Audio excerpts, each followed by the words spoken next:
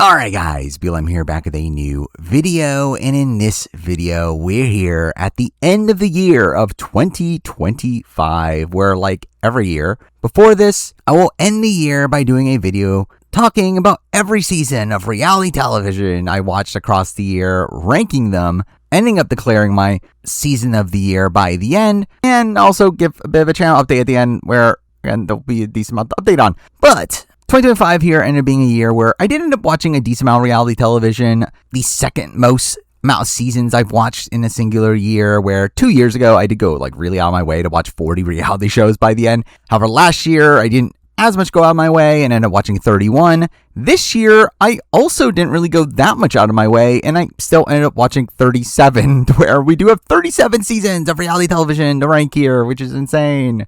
And with that, I do want to give a spoiler warning here, as obviously, again, through talking about all the seasons of reality television I've watched, I would likely be mentioning results and big moments from the seasons as I go along, to where I will be providing timestamps to where, again, if you don't want to be spoiled on a specific show, obviously you could just skip to the next timestamp. Though that said, before we get into the actual ranking itself, I do want to first talk about the shows that I did not get around to watching and the shows I did not end up finishing. Throughout the shows I did not end up watching this year, I did not end up watching any international Big Brother seasons across the year, where a couple years ago I did watch BBUK when it ended up being rebooted. However, like last year, I did not get around to watching BBUK, even though I did see a lot of the online discourse as it was happening, to where I have a general sense of what was happening, though ultimately, again, didn't watch it for myself. Also, I did not end up watching Big Brother AU either, in a spot where I actually did intend to earlier on in the year, though, again, when it eventually came, I just didn't really feel like putting all that time into watching another reality show for that extended amount of time. Though, unlike BBUK, BBU is actually one that I did not really hear much talk about,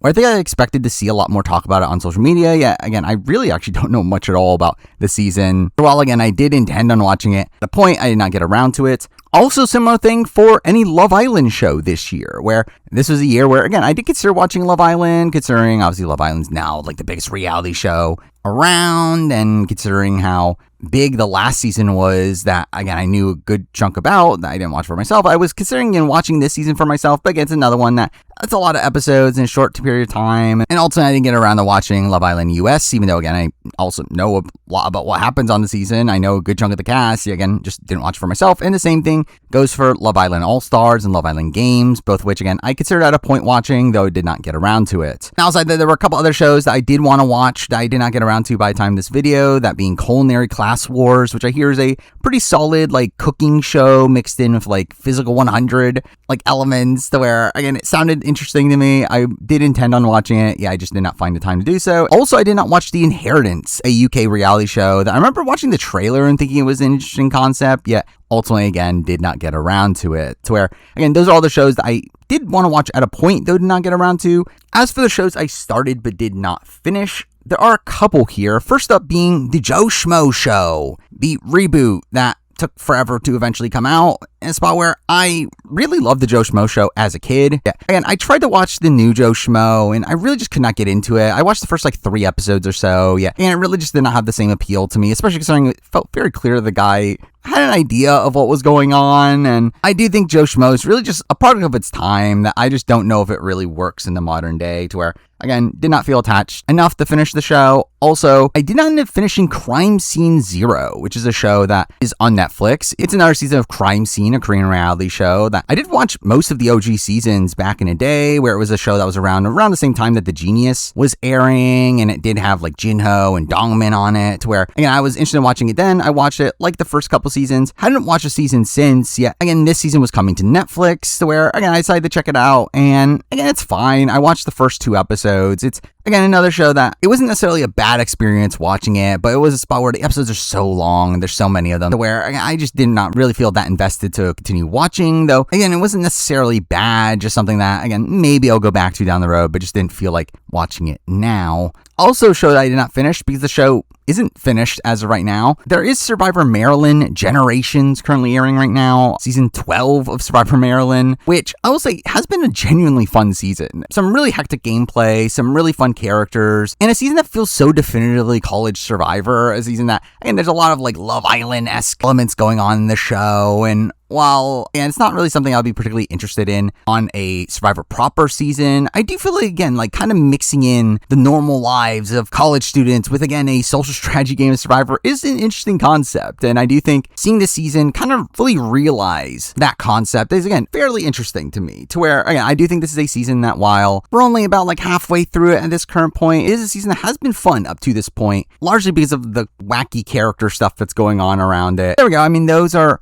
all the shows that came out in the year 2025 that I started watching but did not finish. Though with that, I do actually want to mention another show here, a show that I think some people will be interested in my opinions on. A season that I watched for the first time this year, even though it didn't come out this year. That being Survivor Finland Season 7, which I obviously watched in preparation for Australian Survivor vs. the World, where Tommy from that season ends up coming from this season, to where, again, I ended up watching it subtitled, and it was fine. Again, very interesting to watch a non-English language, modern, international season where you could definitely see a lot of these things that it takes away from Survivor US and Australian Survivor having its own version of like Shot in the Dark. Yeah, also was just, again, a very weird season where it's a season of like half celebrities and half returnees, and overall I don't feel like the season was edited in a particularly interesting way. Yet I do think it was a fairly interesting season gameplay wise, and while, again, there's a lot of like weird aspects of its format that I could do without, again, it wasn't the worst season I've ever watched, where, while ultimately, again, it doesn't really hold a candle to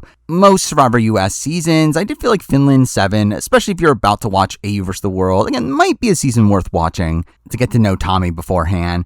But there we go. I mean, that's everything I want to talk about before getting to the proper ranking itself. For now, we're going to be ranking the 37 reality shows I've watched that came out in the year of 2025. So let's start off at number 37. The worst season of reality television I've watched from this year ends up being Worst Cooks in America, Celebrity Edition, Heroes vs. Villains, which, what a long title. Now you may be asking, why'd I watch this? Which, great question. Main reason is Rachel Riley, where Rachel Riley was on this, and before she was on BB27s, I mean, that's something. Also beyond that, it has Frankie Grande on it. It did have Wes from The Challenge. It had Corinne from The Bachelor. It had some people that I knew of, to where I decided to give this a shot. I never watched a Worst Cooks in America season before this, and I don't know if I'll ever watch one again, where, again, this was just such a dumb show, where, again, it was so wacky, so over the top, and while, again, it did have some humorous moments from just how ridiculous the entire show is, it also was a spot where most of the humor in the show just completely felt flat to me, and it really was just more cringy than it was funny for the majority of its run, to where, again, I end up watching it because of how strong the cast was, but it wasn't really enough to save the season as a whole. So again, I'm going to have it at the bottom here at number 37. Now number 36, we're moving on to a season that I don't even think is that actively bad, where generally I don't think I watched that many actively bad seasons of reality television this year. More so just seasons that maybe were not particularly notable, seasons that maybe just weren't that interesting. Yeah, again, weren't actively bad in the way that Worst Cooks in America is. So again, at 36, I'm going to move on to The Amazing Race Australia Celebrity Edition Season 3, where Amazing Race Australia Celebrity Edition is a series that I thought started off very well. I thought Season 1 was very good. It had King George in it. It was overall a very entertaining ride. Season 2, not as much. Yeah, Season 3 here, I think is probably better than Season 2, but still not great as a whole. I think it is a season that, again, had some fun teams here and there. Had one episode in particular that really just felt like a comedy of errors. Yeah, in general, I think it's a season that just came off very forgettable, and also considering its release schedule of, again, multiple episodes a week, and them being longer episodes because it's Australian TV, it did lead to it feeling like it was a bit dragged out. But generally, I think this probably would be a more fun season watching at your own leisure instead of trying to keep up with the episodes every day, as I do feel like because of that, watching this kind of became more of a chore than something I actually enjoyed, when, again, the season as a whole, again, it's not even that bad. It's really just somewhat forgettable, but I do think it's, again, my experience actually watching the season, not really enjoying it as it was happening, that leaves it here at number 36. At number 35, we're moving on to a season that kind of same thing, probably a season that's probably better on the rewatch, but definitely became a drag once it was airing, particularly due to the fact that it went on for so long. And that season is the Challenge 40 Battle of the Eras, which somehow ended this year. Where again, this is a season that mostly aired last year. The bulk of it aired last year. However, they for some reason did decide to not finish it until this year, so it's on this year's ranking. And again, it's a season that I think started off fine. I thought it had a very solid first few episodes. We got that Tony Avery drama. We had a very strong episode where like Rachel ends up winning the daily and puts the Vacation Alliance into elimination. Again, there are some strong moments with this season. However, the season just really drags, where I do feel like the back half of the season just goes on and on and on. And again, it's just a major criticism of Modern Challenge, where Modern Challenge, again, having 19 proper episodes is just way too much. It does not need to be that long. Or had this been like a 12-episode season, I think it probably would have been a more enjoyable experience. Again, still not as consistent as I would have liked it, but still, again, I think there were some strong suits in the season. Obviously, like, the caliber of cast coming back here was very interesting. I do think there are points that did seem like a nice celebration of the series up to this point, though ultimately I did feel like by the end the season was kind of lackluster in my eyes. So, again, putting here number 35. Now 34, moving on to a season that I'm kind of surprised I even bothered watching, where generally I don't know if I'm going to continue watching this show from this point on, but the season that aired this year was fine. And that season's Perfect Match, season 3, where obviously if you can't tell, I'm not particularly into these like love shows that are on. That's why I still haven't gotten into Love Island. However, Perfect Match is a show that I first watched because season 1 had a lot of people I had already known. People that were on The Mole, people that were on The Circle. So I was interested in that season because of that. Season 2 had less of that, but again, still some people that I knew. Season 3 here is actually a season where I knew almost nobody from this season, and even the people that I did know were not introduced until fairly late into the season, to where,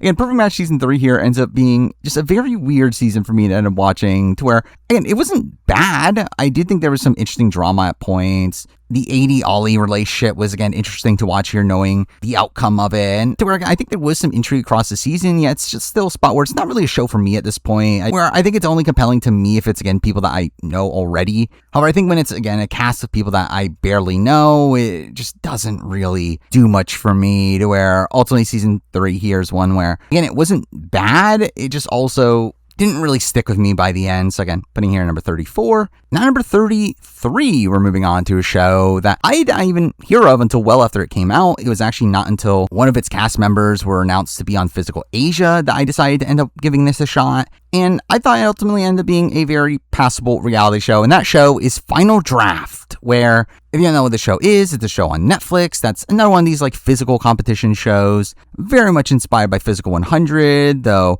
a smaller pool of people, and ultimately just feeling like Physical 100 light, where in general I did not love most of a Final Draft. I did feel like there were some interesting matches here and there that felt very reminiscent of Physical 100, though I think everything Physical 100 does, this essentially just did worse. Also, while having a weird like public speaking presentation challenge in a physical competition show, which was bizarre, to where ultimately, again, I think it was a show here that, again, if you like Physical 100, maybe give this one a shot. It's, again, essentially similar but worse, but again, it wasn't necessarily a terrible show to watch here, though one that ultimately, again, I just think other shows do what it did better. So I have it here at number 33. At number 32, this is a season that I actually almost did not watch. This was actually the last reality show of the year that I decided to go out of my way to watch, it being a show that, again, I heard some positive things about. And I will say, as a whole, I found this to be a fun ride. And that show is 99 to Beat, which, if you don't know what this is really more of a game show than a true reality show, but it's a show that, again, has 100 people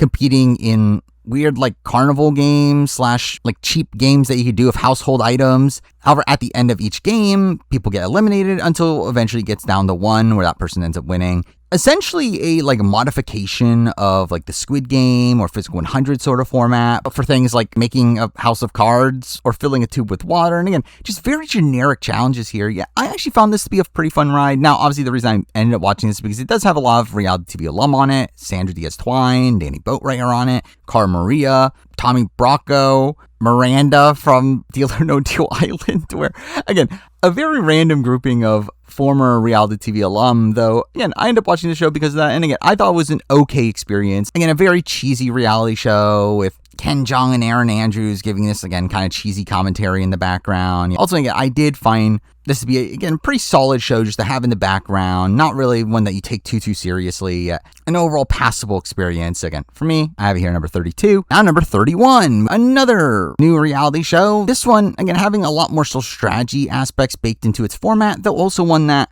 I really did not love how it was presented, and that season is Destination X. Specifically the US version. I did not end up watching the UK version that also came out this year, but again, Destination X is a show that I just find it very strange and how, like, a lot of it is a social strategy game, though the way people are actually eliminated is by incorrectly guessing where they're at in the world, which, again, is very weird. Now, again, there are social strategy elements in the fact that, again, you can help each other to figure out where you're at. You can tell people false information to potentially eliminate them. And again, there are these social strategy aspects are integral to this game, yet, again, I still find it very weird how it's all revolving around essentially a massive game of GeoGuessr.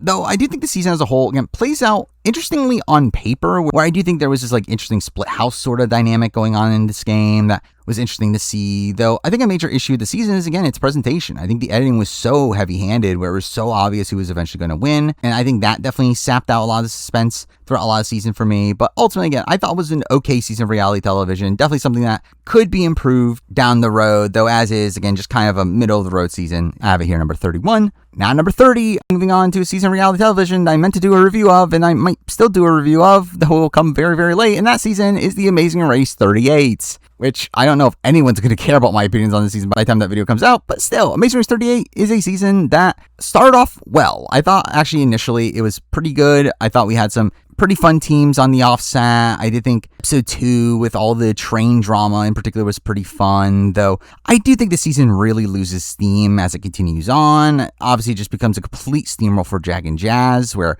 they end up being one of the most dominant teams in the history of the show. Even outside that, I did feel like a lot of the race kind of felt watered down. Obviously, all taking place in Europe, and there also not being enough equalizers across the race to where it kind of just felt like a foregone conclusion throughout most of the season, what was going to happen. And again, that was just lame. Now, I still thought it was cool to see some of these Big Brother players on this season. I did really like Joseph and Adam on this season in particular, who were big surprises for me, and just how much they popped on The Amazing Race. And obviously, I love seeing Izzy back. And again, there were some inspired casting choices here. And again, there were some interesting moments with the train drama, Tucker's elimination, the U-turn vote, though ultimately it's a season that, again, just felt like a watered-down version of typical Amazing Race. Even though, again, I did like the cast for the most part, it wasn't really enough to completely save the season. So again, I have it here number 30 for me. Now number 29, we're moving on to a show that kind of surprised me, where I didn't know that much coming into this show. However, I started to hear some positive opinions about it to where I decided to give it a shot, and I generally enjoyed my time with it. And that show is Extracted,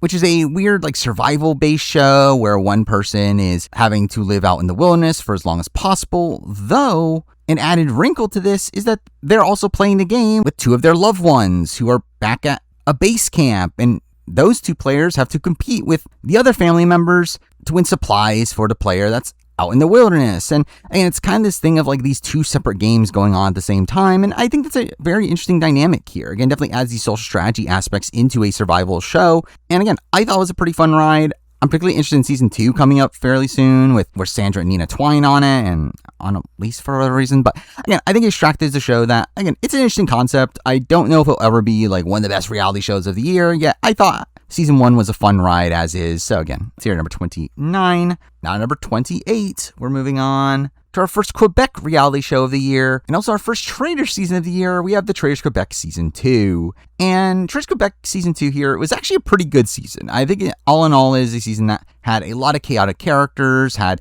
a very interesting result, like a very solid Faithful win by the end, and just, again, had a lot of chaotic gameplay. Though I've mentioned this before, Traitors Quebec, that I do think it is a little bit of a struggle watching Traitors in, like, a different language. I think it's a bit tougher to really get a sense of the game in comparison to something like Survivor. I think typically stories are a lot more streamlined, easier to follow when it's in a different language, where I feel like the Traitors, it usually is a spot where it's a bit tougher to follow the stories of particularly the players that aren't Traitors. So I do find Traitors just in general to be a harder show to follow in a different language than other shows like Survivor or The Genius, to where, because I just have a tough time really connecting to The Traders Quebec, though I did think it was a fun ride. Again, I didn't think Audrey really made this season by the end. It had a very interesting result where, ultimately, again, it was a very solid season of the Traders, though also one that I didn't feel particularly attached to by the end. So again, I think it's good enough to be here number 28. Now, number 27, we're moving back to the Amazing Race side of things. We're here, I do have the Amazing Race Canada Season 11.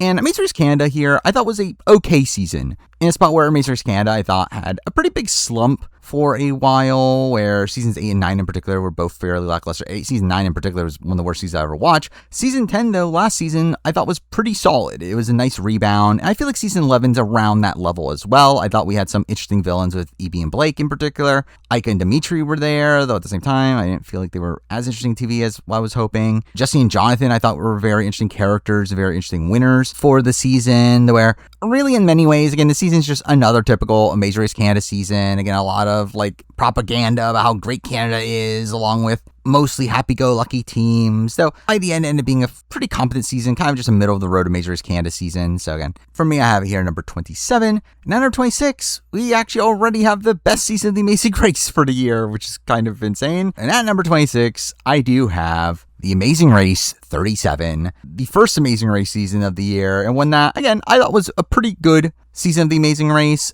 For the most part, again, pretty baseline, again, kind of in line with that of the Amazing Race 35, where that was the first season back from the COVID restrictions, and 37 just, again, felt like progression of that. Not really to any extremes. I don't feel like there were many, like, notable moments from this season that really popped in the grand scheme of things, though I did think Jonathan and Anna in particular was a very interesting team, even though, again, definitely had some ickiness around it, but again, felt very old school coded Amazing Race there. I thought Carson and Jack were likable winners that had this, like, big underdog story, and again, it was just a season that I think was just purely passable. I mean, in comparison to 38, I think it was better considering it wasn't as much of a foregone conclusion the entire time, and how it felt like more of a proper race, and how I felt like the course design was just better than 38, which again was horrible. But again, I think 37 ends up being a very solid season of the Amazing Race. Still, ultimately, it still doesn't reach the highs that Amazing Race has had in the past. It's still not as good as many of the old school seasons of the show, but I think this season was, again, as solid as you can expect modern Amazing Race to be, to where, yeah, for me, I have it here, number 26.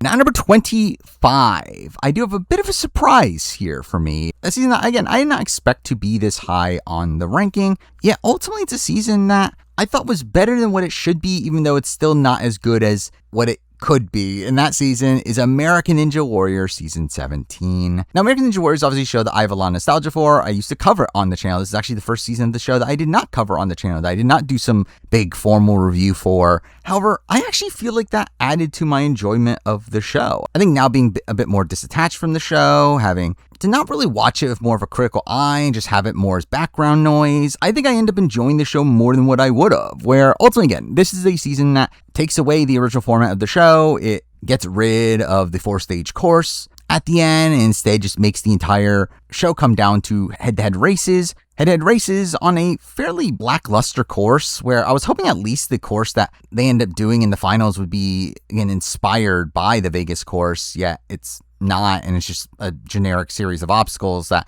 I thought was very lame. And while it did provide for some good moments here and there, again, some shocking fails, the races just in general, again, are not what I watch American Ninja Warrior for. And I think this is a spot where this season probably would have just been better if it was a spin-off of the show. But again, to have this be like what the show now is, where we know American Ninja Warrior 18 is going to follow the same format, again, it is a bit lackluster, yet ultimately, again, I still had fun watching the season. I still was interested in seeing what the results of the season was going to be, even though very clearly teenagers were going to win from the beginning, because obviously they're going to win a racing format here. But for a while, again, the overall result by the end was actually what I thought was going to be coming into the season. I did feel like the ride there wasn't as bad as I thought it would be, to where, again, while not a great season in the grand scheme of things, I thought it was one that I didn't hate watching. So again, I have it here, number 25. Now, number 24, we're moving on to a season that I actually watched most of it last year, with it wrapping up at the very beginning of this year, though a season that by the end ended up being fairly solid. And that season is Bloody Game Season 3, or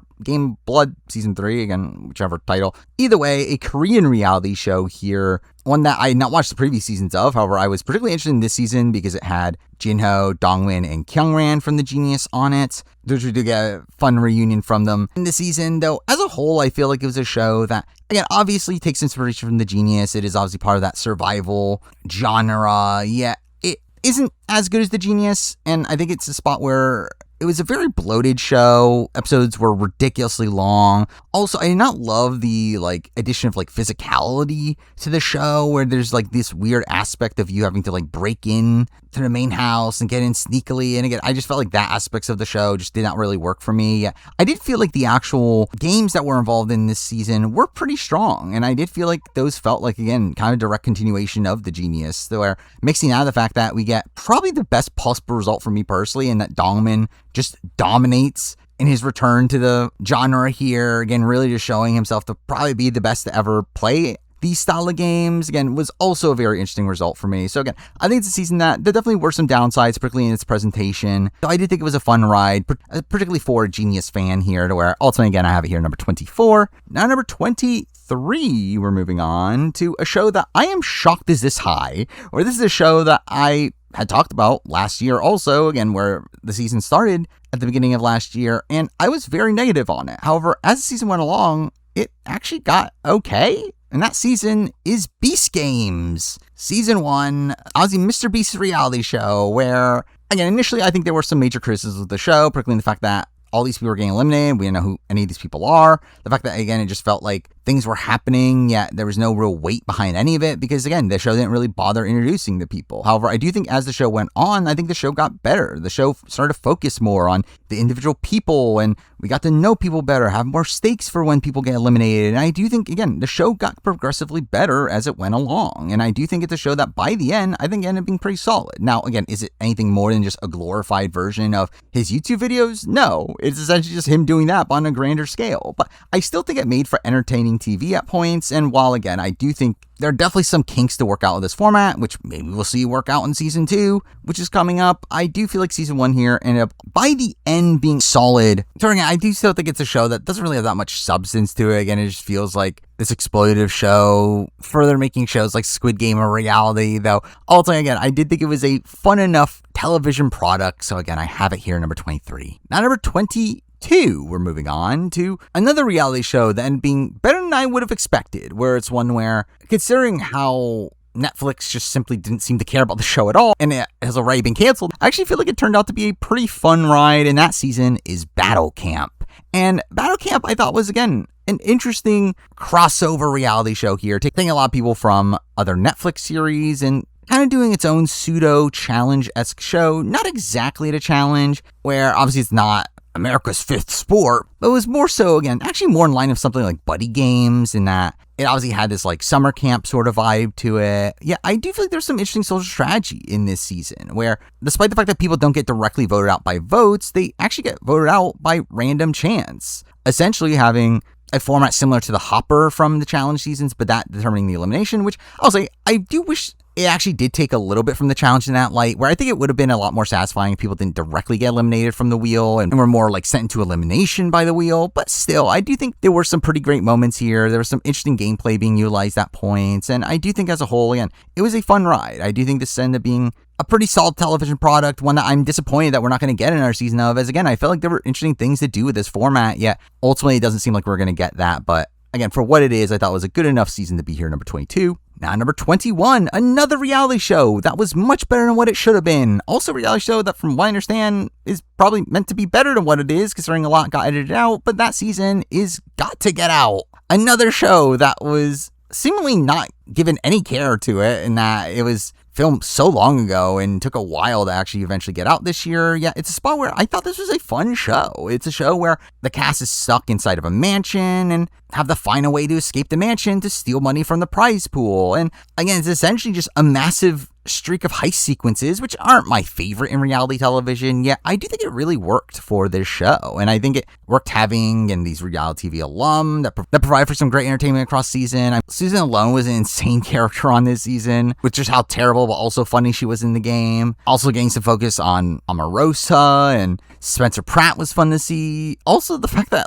Cynthia Bailey ends up being involved in the only eventual escape is, again, just very humorous to me as well, where I thought this was a fun ride. I do think this is an interesting show. It's one that, again, I'm not expecting to ever see again, though I would not be opposed to getting a season 2 from this show. Yeah, So for me, I felt like there was enough good here to land here number 21. Now number 20, we're starting to get into more of the bigger reality shows at this point, kind of the ones you would expect on this list. We're finally back to a season of The Traitors. We're at number 20, I have The Traitors UK Season 3. A season that I thought for the most part was just okay. In a spot where Traitors UK up to this point has been fairly solid. I think Season 1 is one of the best seasons of the show. In general, Season 2 I thought was good also, and I don't have it ranked as highly as many other people, but I think it's still a good season. Season 3 here definitely felt like the weakest of the bunch, but not an entirely bad season either. I think it still had a pretty interesting cast, had a pretty fun grouping of traitors in particular, had the same kind of messy gameplay at points. However, I do think the ending of the season was fairly lackluster, particularly in how the Seer really just blew open the game at the last second. And again, it's just a spot where I would rather the Seer not be in the Traitors, where again, I really do think that completely sunk the endgame here, really sapped it of all of its intrigue. Though again, the road up to that point, again, was solid. Nothing like that mind-blowing, nothing that unique from other seasons I've seen in the past. Though again, just a very solidly made Traitor season. Again, good enough to be here number 20. Now number 19, kind of a similar thing, though at least involved players that I had more investment in that season, is The Traitors Canada Season 3, which obviously just recently finished. And I feel like The Traitors Canada ended up being just largely okay by the end. I mean, it's a season that I do think presentation-wise ends up being a bit strange, where it does feel like a lot of things happen like off camera and aren't properly explained on the show. Though outside that, I feel like there were some pretty fun moments across the season. I mean, Kevin Jacobs being on the season and just completely self-sabotaging was kind of humorous to see. I did like seeing Omer and Venus on the show from Survivor, especially after not getting on Survivor 50, to where also Coco is an incredible character to watch as well. And I think ultimately the final result was probably the best case scenario for a faithful win, and us getting Dom and Hollywood Jade winning after implementing some really interesting strategies across the season, really utilizing shields in a fairly interesting way, to where, again, I do think there was some interesting gameplay on this season. Though I will say there definitely was a period of the show where I was not feeling as invested, especially after like the Omer elimination, where it really felt like all my favorites were going out one by one. Though I think by the end ends up being, again, another just kind of middle of the road Traitor season, a pretty solid one. Though also one without like the highest highs in the world, but again, good enough to be here number 19. Now, number 18, moving on to another reality show involving a reality TV alum that I cared about, and that show being Deal or No Deal Island Season 2. And Dundee in general, I think, is a show that is probably better than it has every right to be, again, considering it being a spinoff of Deal or No Deal Island, and one that, again, you would think would be just kind of a cash grab. I do think it ended up being a solid product by the end. That being said, though, I don't think I like the show as much as many other people, where it seemed like a lot of people were really loving Dundee Season 2 as it was airing. Well, I just thought it was okay. Again, there was some fun drama at points. Obviously, it was great seeing Parvati and David on the show, both of which really living up to their legacies from Survivor. Dr. Will was there, which was insane, but also, I'll be honest, I didn't love Dr. Will in this season. It just really felt like him playing up a shtick the entire time. Though again, I thought there were some other interesting characters, people like Seychelle, people like Philip, people like Letty, people like CK, where again, I thought this was a solid season of reality television, definitely has some solid drama throughout it. Though again, another one for me that doesn't really reach the upper echelon, to where while I know a lot of people were really riveted in David's final game, I feel like to me it just came off kind of boring, because I felt like it was kind of obvious where it was going to lead, especially considering it was kind of spoiled in the previews of the season, where, again, I don't think this season really hit as much for me as it did for other people, but I still think it is a very solid season of reality television, good enough to be here number 18. Now number 17, and this is going to be a weird ranking here. Self-admittedly, again, this is the lowest I've ever had a season of this show on any of my rankings, and a lot of that is because just how disattached I was while watching the season itself. And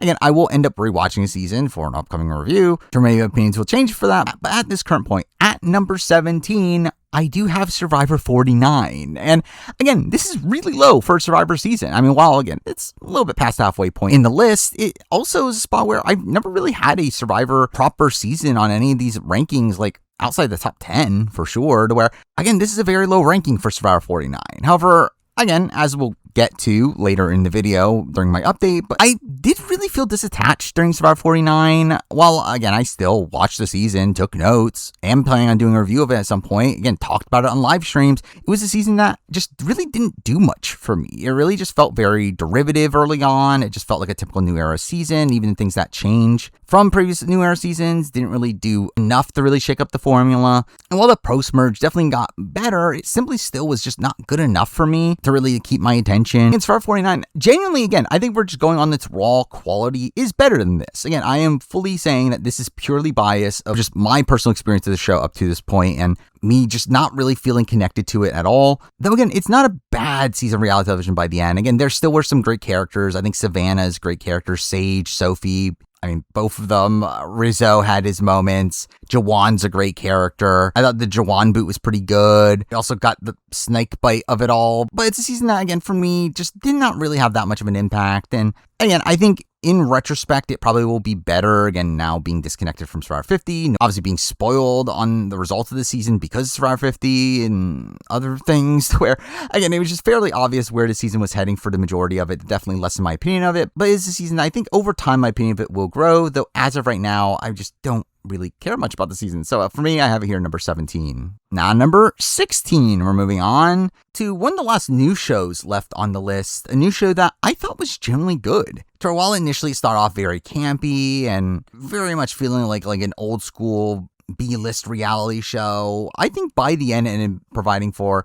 a pretty fun season, that show being The Snake. An interesting format here of a show that is essentially entirely based around the concept of safety chains, where the entire game is essentially a safety chain, where, again, the winner of the main challenge gets to start a safety chain and also eliminate a person from the bottom grouping, where, again, I think it is an interesting format, taking, again, what is a relatively new social strategy element, but basing an entire show around it, while also mixing in with a lot of old school reality TV tropes, to where, again, I just thought this was a fun ride. Had some fun characters, had, again, an interesting split house dynamic. Now, I will say, I do think they kind of botched the end game, where they really just rushed the end of the season, having, again, a lot of eliminations based around challenges, which was, again, pretty lame. I think it would have been interesting if they did it in a more social strategy, where, again, I think it should have been done in a more social strategy means. But I do think leading into the finale, though, it was a pretty strong season, one of the better new reality television shows of the year. So for me, I have it here number 16. Now, number 15, we're moving back to the Traitors side of things for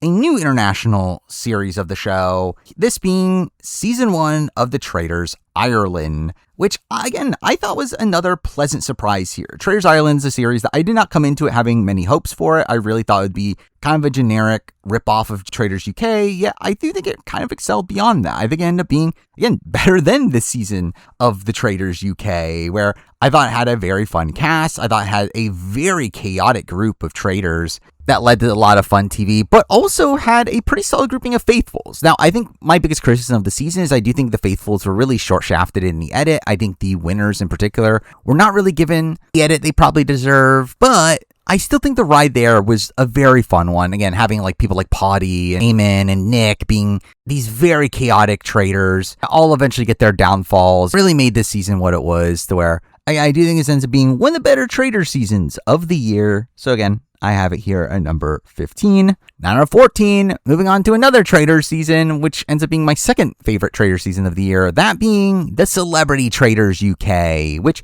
is a season I've seen some mixed reception to. I've seen a lot of people be kind of down on this season because of how the players themselves were obviously celebrities and most things in jest. However, I actually feel like that added to the overall tone of the show. I feel like the fact that these were genuine celebrities, actually pretty big names, recognizing that it's a game, but still playing the game hard, I think was interesting to see. Now, yes, I do think the celebrity aspect of it definitely did tone down aspects of the show, particularly in that they're playing for charity, which obviously lessens the cutthroat nature of the game. Yeah, I still think we got a pretty great result to this season, and Alan Carr winning the season is just insane considering how obvious he is from the offset of being a traitor, but the fact that he was just so good socially within the house that people just wanted to believe him. Again, I think is a very fun result here. And overall, I thought Kat and Jonathan were other great traitors here. I thought Joe had a really interesting, faithful trajectory as well. And in general, again, I thought this was a pretty fun season. Definitely in the upper half of traitor seasons in the grand scheme of things. So again, I have it here at number 14. Now, number 13. We actually have the last season of a major franchise that has, again, never been this low on the list. But at number 13, I do have Survivor 48. And again, it's kind of insane that the highest rated Survivor US season of the year here is only at number 13. But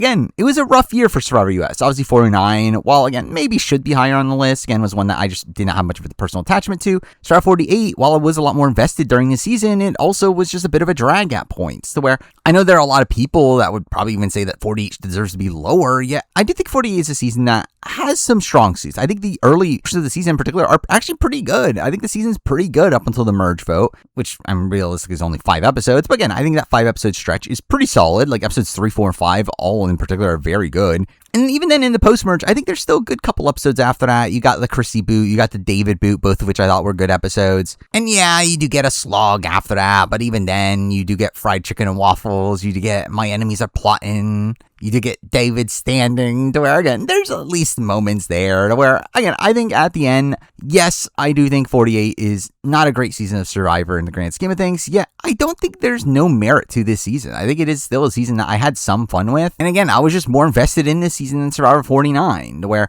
well, maybe over time, my opinion of the season will go down. I think as of right now, I don't have as low of an opinion of 48 as other people, though, again, it's still not good. Again, it's outside the top 10 of my shows of the year. Again, I've said this before, the worst Survivor is still better than most reality shows, yet this year kind of shows that to not really be the case. I mean, to be fair, this ended up being a year where we did have some pretty good seasons from other major reality shows across the year, also had some pretty solid lower profile shows as well. It's where, again, had this been on another list, 48 might even be higher than this. Yeah, again, this is just a year where there were some pretty strong seasons in the grand scheme of things, and 48 simply just did not live up to that. To where, again, despite the fact that I have 48 as the highest Survivor US season, it's still only here at number 13. Now number 12, and now we're moving on to a season that, if you told me a season of this show would be higher than any Survivor US season ever on one of these lists, I wouldn't have believed it. But here we are at number 12. I do have Survivor Quebec Season 3. And generally, Survivor Quebec is a series that, again, I've had very mixed opinions on. While I do think there are strong suits to both of the first 2 seasons, I think the thing that really ruins both of those seasons is the presentation. The fact that we get 5 episodes a week for only 2 rounds of gameplay, and it leads to weird structuring issues of the season. And in general, again, it's a presentation style I just simply do not like. And I still don't like it. It's still not good in season 3 of Survivor Quebec. However, the actual season itself is just better. And it's better in multiple ways. I think there were more interesting characters across the season. I think there was a lot more hyper-dynamic gameplay on this season. A lot of shifting alliances throughout the game. A lot of big surprises. A lot of points where, in a situation where I really did not have the winner pegged until the very last second, which, again, is fairly rare watch Survivor for me, where, again, it was just such a chaotic season to where, generally, again, this was airing at the same time as Survivor 48. And I had more fun watching new episodes of this than I did of Survivor 48, to where, again, I think that's pretty tough to do with, again, an international series of the show, one that is not in the English language, and one that, again, is as bloated in its runtime as this. But again, I thought this was actually a fun season with so many twists and turns. So again, I have it here at number 12. Now number 11. Same thing as I mentioned before. I can't believe there's a modern season of this show that ends up being higher than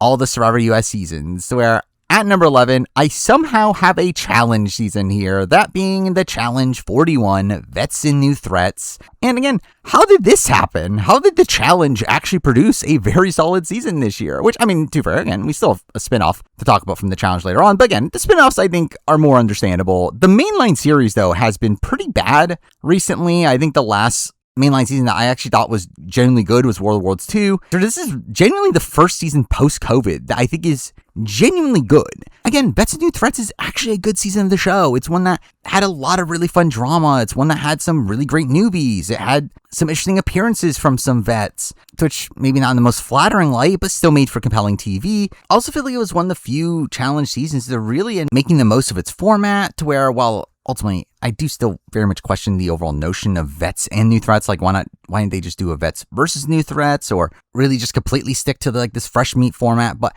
again, the fact that we had, again, people being able to stake a claim and people being able to game that in the way that they did, again, led to some interesting TV. And I think that is, again, very rare for the challenge, to where, again, it is kind of disappointing that ultimately I'm not going to end up doing a review of this season. I simply just do not have the time at this point, and kind of gave up on taking notes for it. Though, again, I initially planned on doing so. But again, kind of disappointed I ended up doing so, considering how strong the back portion of the season was. Now, I'll say, again, I did not love the beginning of the season. I think there were definitely some episodes early on that were not great. However, I do think the back half of the season in particular was very strong. Again, better than any Survivor US season from the year. So I gotta have it here, number 11. Now number 10, and at number 10, we're moving on to a spin-off of one of my favorite reality shows of all time, a season that was as good as the original. No, but I still had fun with what we did get from it. And that season is the Genius Game UK. Obviously, the UK version of the Genius, which had been in the works for years. We finally got it, and obviously we're not going to get more of it because it got canceled, but I actually did generally think this was a fun season of the show. Again, not as good as the original, not in the slightest. I think there definitely were certain episodes that did not really hit. I think there definitely were some games that were poorly designed. However, as a whole, I do think it made for a fun product. I don't think it never was going to have the charm of the original Korean show. Yeah, I think for what it is, I think it was a fun attempt at recreating the Genius for a different audience, and ultimately, again, sadly, it did not land. We're not going to get more of it. Yeah, I think there were some great moments on this season. I thought we had some great cast members, and we had Ben, we had Charlotte, we had some great early flameouts. I wish we had a little bit more bold gameplay. I think where I feel like that's probably the main criticism here is that I feel like a lot of players played it safe at multiple times. Yeah, I still found this to be very fun as it was airing. Another show that, again, I wish I was able to do a review of. I did initially plan to. Yeah, ultimately did not find the time to do so. Yeah, again, a season that, while I definitely don't think it's as good as the original product, I still thought it was a fairly solid first attempt here that we sadly just won't be able to see them do another one of. But again, I think it's a good enough season to be here, number 10 for me. Now, number 9. And at number 9, we're actually moving on to a series of Netflix shows in a row here, all in a row, all of which actually being, again, pretty good by the end. At number 9, I'm kind of surprised it's this high, yet I do have Physical Asia. Obviously, the spin-off, I guess, to Physical 100. It changing the format from 100 players that narrowed down to 1 into a team-based show from countries all over Asia and then Australia for whatever reason, competing in Physical 100 style challenges. And again, I thought this was a very fun ride. I thought this is, again, taking the Physical 100 format, but being able to do it on a global scale. Now, I will say, I don't find the format of this as interesting as the original. I do think, again, having these 100 people narrowed down to 1 is a lot more interesting to me than, again, having this team-based challenge. But I do think the season played out fairly well. Now, I know there's a lot of people claiming that the show was rigged, which, I mean, yeah, I think there's definitely some questionable stuff, but I don't really care personally. I think it still provided for a great story. And generally, I was just happy that Team Australia didn't win, because I think it would have been really lame if Team Australia won Physical Asia. But either way, again, I do think Physical Asia ended up just being, again, more Physical 100, providing more of what the original show really excelled at, but now in a team-based format. So again, I thought it was a very good product here, being here at number 9. At number 8, again, another Netflix show here, another follow-up to a previous season. Here we do have the Squid Game The Challenge Season 2. In a spot where Squid Game The Challenge was probably one of the bigger surprises for me, which, while at the end of the day, I still do hate the concept of this show, the fact that Squid Game, again, a show that was meant to be a commentary on society, really condemning things like the Squid Game and, again, turning that into an actual reality show. Again, it's very weird. It's very against the actual premise of the show. Yeah. That being said, I still think it made for a good television product the first time around. I think season 2 was just more of the same, but kind of worked out some of the kinks. I think season 2, again, was fairly strong. Again, I think there were some pretty strong storylines at points. I think most of the games here worked out fairly well. I really like the new dodgeball game. I thought Chutes and Ladders was fun. And there's some great rivalries across the season. I do think the overall storytelling definitely improved, where I think that was a major criticism of season 1, that by the time we got to the end, it felt like a lot of the characters that were there were very underdeveloped. I feel like season 2 rectified that for the most part, to where I did find the ultimate result here to still be a bit lackluster, and particularly in how the final game actually played out. I still do think this ended up being a very solid season. That, again, just felt like an improvement upon the previous season. Sure, again, for me, it's good enough to be here number 8. Now, number 7, we're moving on to probably the biggest surprise of the entire year, a show that I thought would be horrible. Was another one of these that just felt like it was in development for a while. When we eventually got it, it felt like not much gravitas was put into its actual release, only for it to actually turn out to be a pretty solid season of reality television, and that ended up being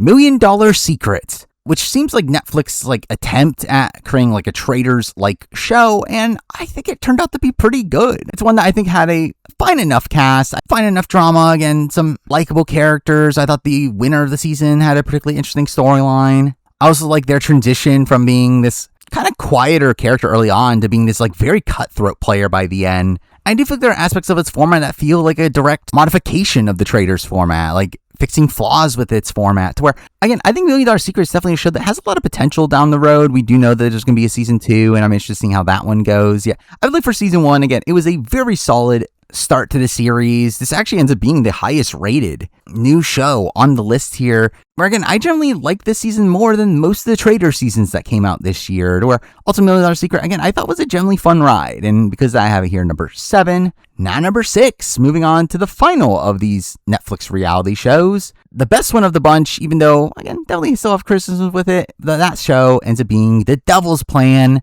Death Room, aka Season 2. And Devil's Plan is obviously a series that's essentially a spiritual successor to The Genius, and I did feel like Devil's Plan Season 1 was pretty good, and I feel like Season 2, for the most part, improved upon it. Now, I will say, I do think as a whole, I personally enjoy Season 1 actually more now in retrospect, but I do think they actually made appropriate changes for Season 2. Again, adding in death matches into the game, having this death room. Now, I will say a major criticism for me is the fact that I do think having this massive death room essentially made a have and have not element of the season, and through that the people that were to have nots had a massive disadvantage throughout a lot of the season. I feel like that was kind of lame, even though again it led to some underdog moments along the way. I think that is definitely a criticism of the overall format of this season. But again, I thought there were incredible death matches. I think death matches in general were some of the best games I've seen in all of Devil's Plan. Oh, we also had some pretty solid main matches as well. Now, I will say, though, by the end of the season, I was a bit underwhelmed with how exactly the season played out, where I did not ultimately love the final result of the season. Yeah, again, I do think the season was overall a fun ride.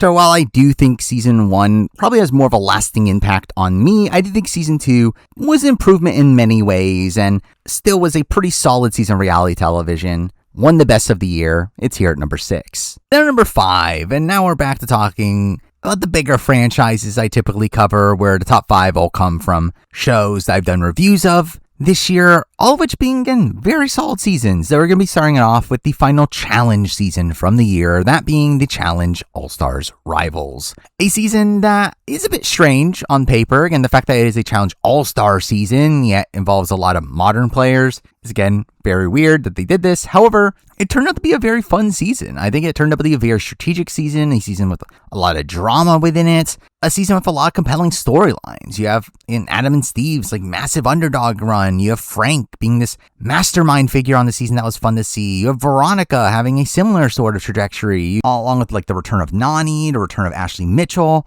while also again not being as bloated as a typical challenge season, where really for me it's I feel like this is what the challenge should be, where in many ways it just feels like a mainline season of the show, again in the vein of what we used to get 10 years ago, yet for some reason we strived away from, to where again I think Challenge All-Star Rivals is really just what the challenge should fundamentally be to begin with. And to be fair, I think Vets and New Threats again was also a step in the right direction. But this season's, again, essentially that, but without the bloat that's involved in that season, where all in all, again, I thought All-Star Rivals ended up being a truly great season of the challenge. For me, one of the best seasons the show has ever produced. So again, I have it here at number 5. Now number 4, moving on to our first of the 2 Australian Survivor seasons of the year. Where while I've been someone that has constantly said that I don't agree with this statement that Australian Survivor is fundamentally better than Survivor US in the modern day, this year is certainly not a great example of that, where both Australian Survivor seasons from this year end up being much better than their US counterparts. Though at number 4, we're going to be starting it off with Australian Survivor Brains vs. Brawn 2, the normie season of the year.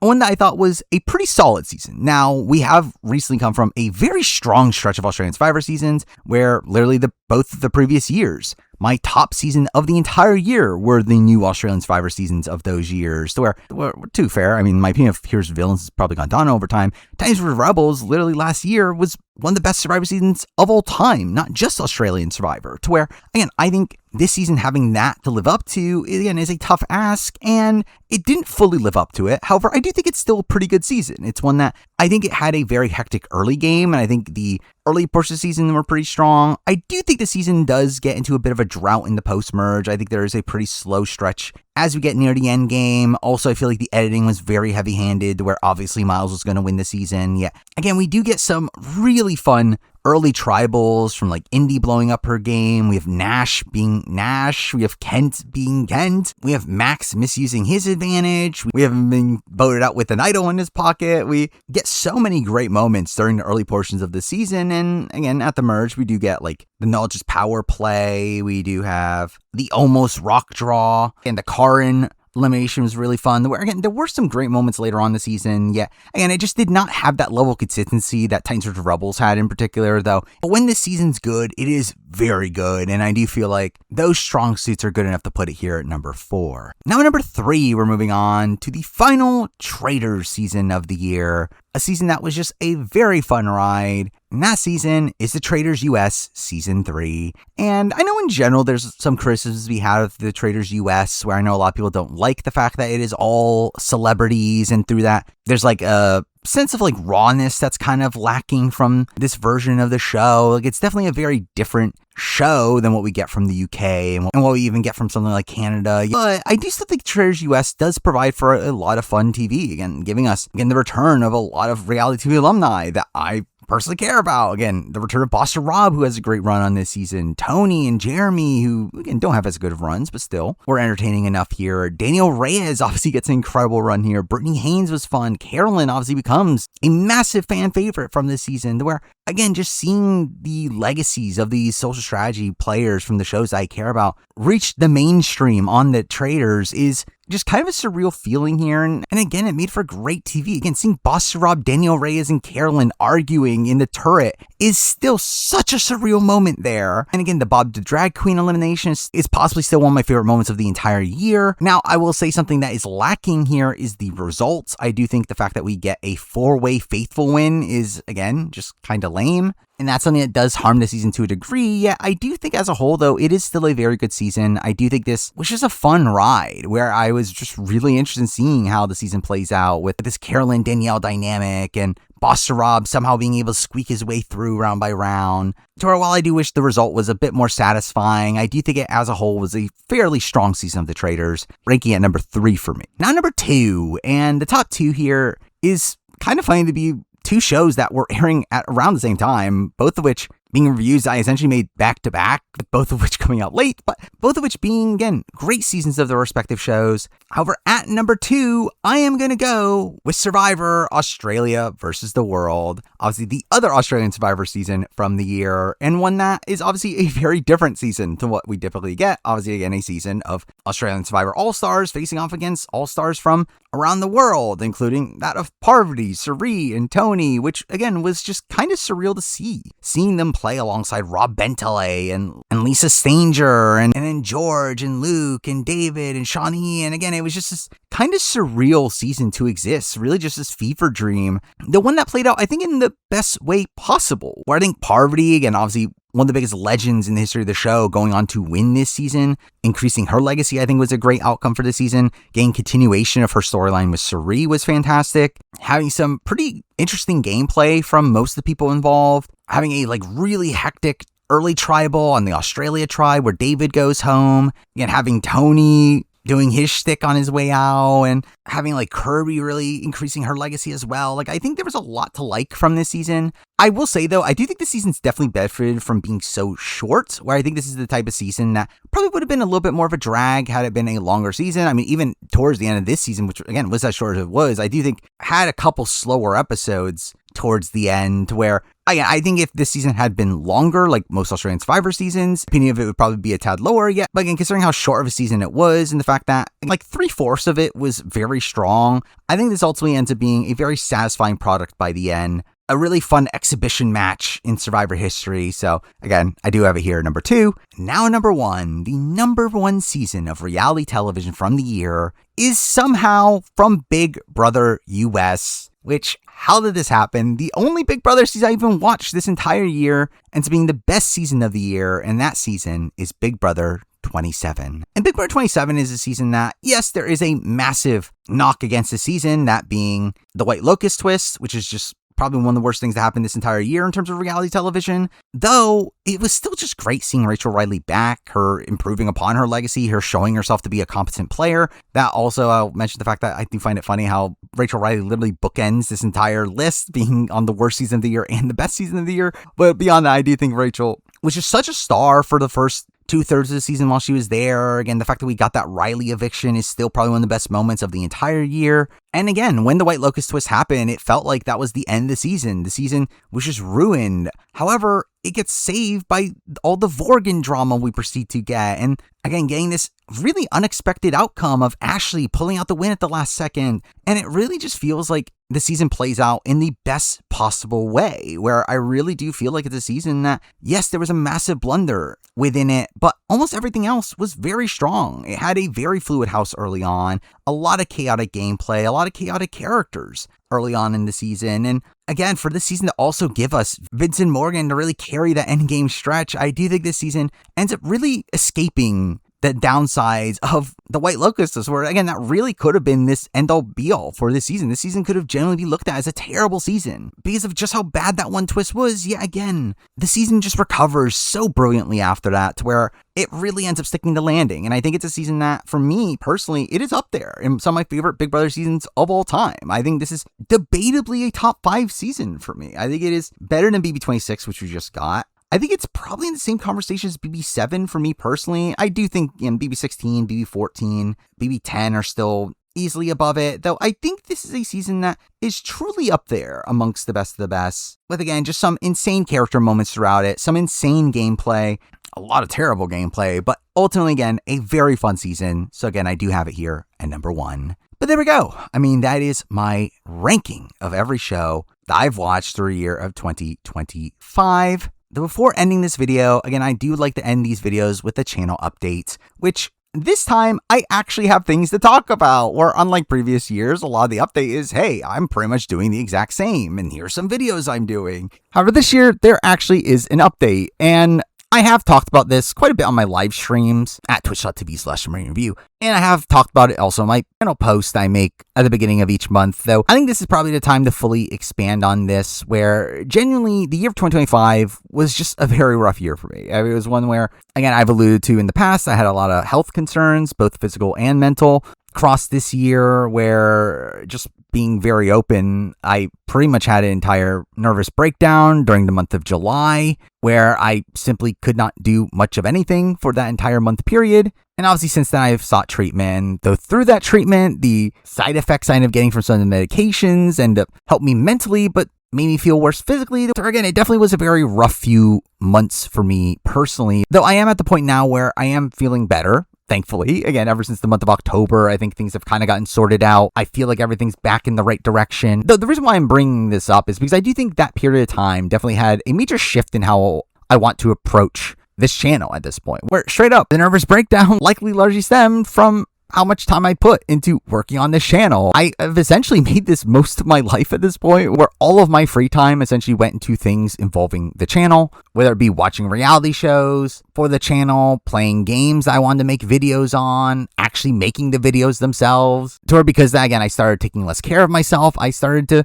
really isolate myself. To where again, I spent so much time revolving around the channel, and even then was still not really even able to keep up fully. Where again, that's how I've essentially been able to keep up with 2 videos a week or over 5 years, which is genuinely insane looking back on it, especially considering how much longer videos ended up being. Though it is really, again, across the last year or so that I've been losing pace. I just haven't been able to keep up with the channel, considering just how much grander videos have become, to where it just eventually hit a boiling point. But again, it is through all this that I kind of realized that obviously all this is really self-inflicted. It really is obviously a spot where I'm the person that is doing this to myself. I'm the person that has caused this much harm to myself. And again, it's a spot where it is what I generally want to do. Again, I do generally want to be working on this channel. That's why I've put so much time into this, because I generally do enjoy doing this. But obviously there has to be a balance there. And I think I'm now in this period where I think I have to find that balance. And because that, obviously, as the year went along, I made the decision to cut down to 1 video a week. Though I'll be honest here, by the time we reach the end of the year, in a spot where I'm actually even running out of backlogged videos to put up,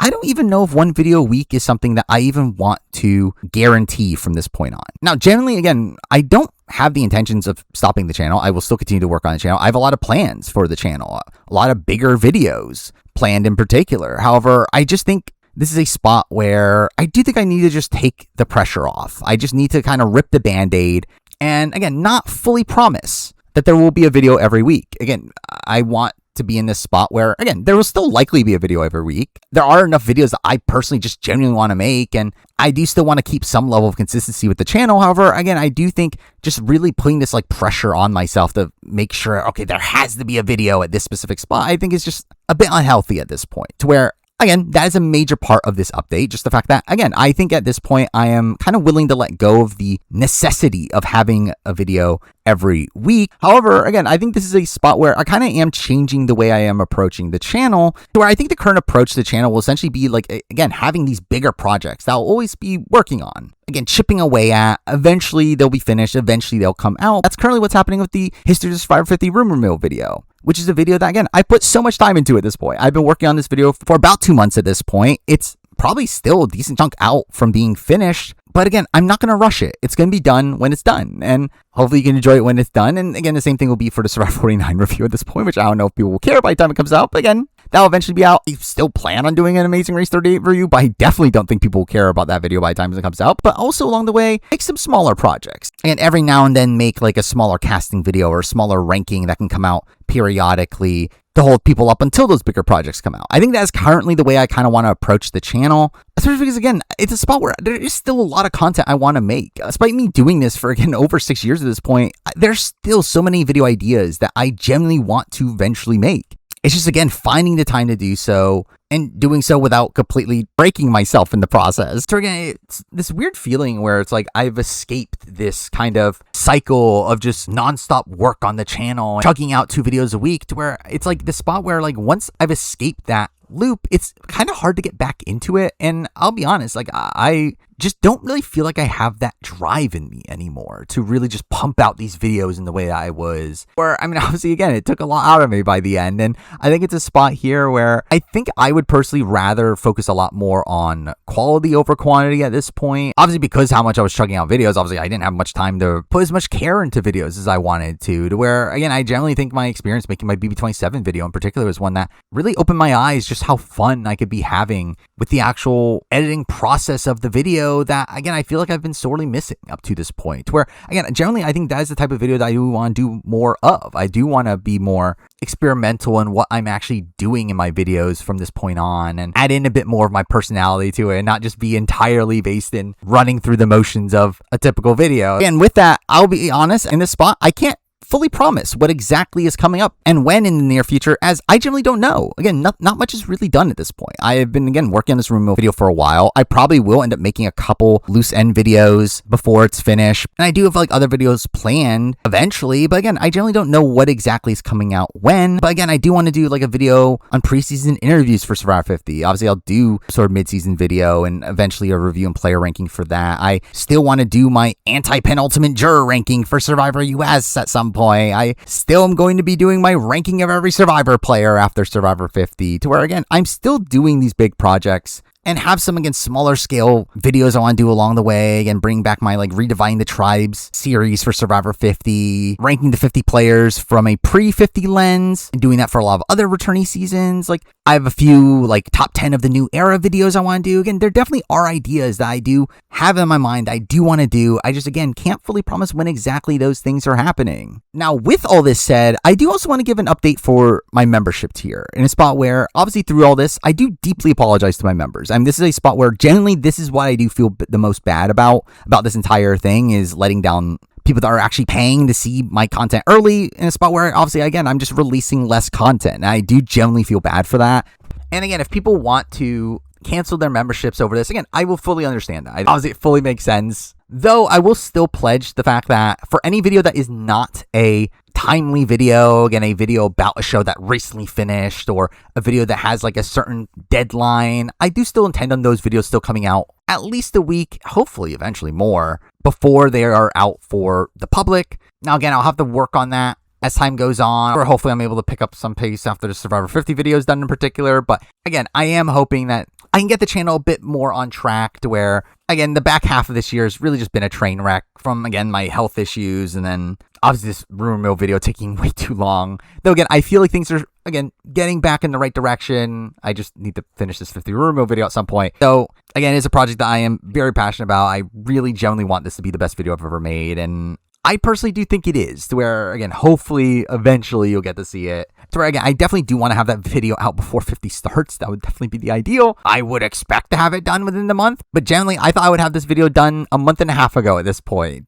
And almost every week, I keep on thinking that I'm almost near the end until I keep on adding in more and more to the video. Where, again, it's going to be done eventually, and it's intended to be out for members, again, well before it's out for the public. But again, I can't give an exact date just yet, but again, hopefully within the month of January. To be honest, again, not 100% sure on what exactly I am releasing during the month of January, where again, I typically like to have some sort of bigger ranking at some point in the month. I probably will attempt to do that anti-penultimate juror ranking, probably make a couple other smaller videos, hopefully can remain consistent from that point on, but again, we'll see. But either way, again, that's the channel update for 2025, and that is my year in reality video for 2025. Again, my final video for 2025. Again, apologize for just how wonky I've been in the back half of this year, but I do have some really big videos planned in this upcoming year, and again, we obviously have the Survivor 50 of it all, to where, again, it should be fun. But either way, that is my final video for the year of 2025.